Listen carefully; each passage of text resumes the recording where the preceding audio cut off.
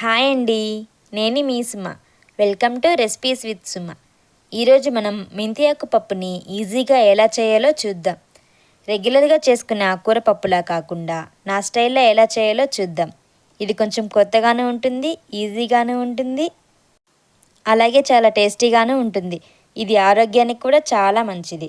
ఇంకా లేట్ చేయకుండా రెసిపీ ప్రాసెస్లోకి వెళ్ళిపోదాం. దానికంటే ముందుగా మీరు కానీ మా ఛానల్ని ఫస్ట్ టైం చూస్తుంటే సబ్స్క్రైబ్ చేసుకోవడం మర్చిపోకండి. అలాగే వీడియోని ఎక్కడా స్కిప్ చేయకుండా చివరి వరకు చూడండి. ముందుగా మెంతాకును వలిచి శుభ్రంగా 2 సార్లు కడిగి పెట్టుకోండి.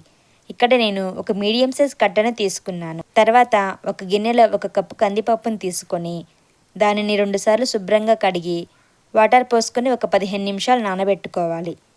ఇలా నానబెట్టుకోవడం వలన పప్పు బాగా మెత్తగా ఉడుకుతుంది. తర్వాత స్టవ్ మీద ఒక కుక్కర్ పెట్టుకొని దానిలో 2 టేబుల్ స్పూన్ ఆయిల్ వేసుకోవాలి. ఆయిల్ బాగా హీట్ అయ్యాక పోపు దినుసులు, ఆవాలు, జీలకర్ర, పచ్చిశనగపప్పు, మినప్పప్పు మొత్తం కలిపి 1 టేబుల్ స్పూన్ వేసుకోవాలి. కచ్చపచ్చగా దంచుకున్న 2 వెల్లుల్లి, 1 ఎండుమిర్చి, 1 రెమ్మ కరివేపాకు వేసి ఒకసారి బాగా ఫ్రై చేసుకున్నాక దానిలో 4 పచ్చిమిరపకాయలని కట్ చేసి వేసుకోవాలి.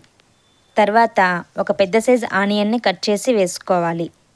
ఈ విధంగా బాగా ఫ్రై అయ్యాక దానిలో 1 టేబుల్ స్పూన్ అల్లం వెల్లుల్లి పేస్ట్ వేసి దానిని పచ్చివాసన పోయేంత వరకు ఫ్రై చేసుకోవాలి. తర్వాత శుభ్రంగా కడిగి పెట్టుకున్న మెంతాకును వేసుకోవాలి. అందులోనే రుచికి సరిపడా ఉప్పు, 1/2 టేబుల్ స్పూన్ పసుపును వేసి ఒకసారి బాగా కలుపుకొని మూత పెట్టుకొని 5 నిమిషాలు ఆకుని ఆయిల్లో మగ్గించుకోవాలి.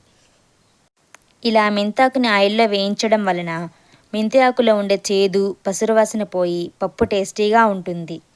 ఈ విధంగా ఆకు మొత్తం బాగా దగ్గర పడ్డాక దానిలో 2 పెద్ద సైజు టమాటాలు వేసుకోవాలి. మెంతి కూరల్లో కాస్త పులుపు ఎక్కువగానే పడుతుంది. టమాటాలు మొత్తం ఈ విధంగా బాగా మగ్గాక దానిలో 1 టేబుల్ స్పూన్ కారం వేసుకోవాలి. ఇక్కడ ఆల్రెడీ మనం పచ్చిమిరపకాయలని వేసాం కాబట్టి కారం చూసుకొని మీరు తినే కారంకి తగ్గట్టుగా వేసుకోండి. తర్వాత ముందుగా నానబెట్టుకున్న పప్పును వేసి బాగా కలుపుకోవాలి.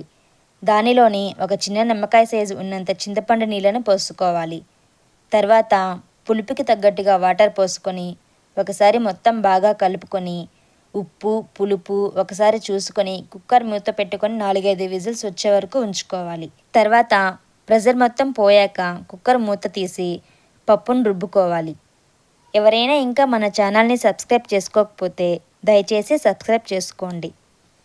ఇలా ఎక్కువగా ఉండే వాటర్ని ఒక గిన్నెలోకి తీసుకోవాలి.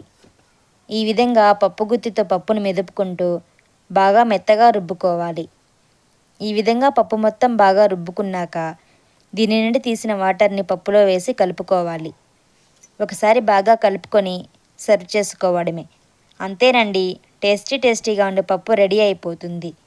మీరు కూడా తప్పకుండా ఈ మెంతికూర పప్పుని ఈ ప్రాసెస్లో చేసి చూడండి.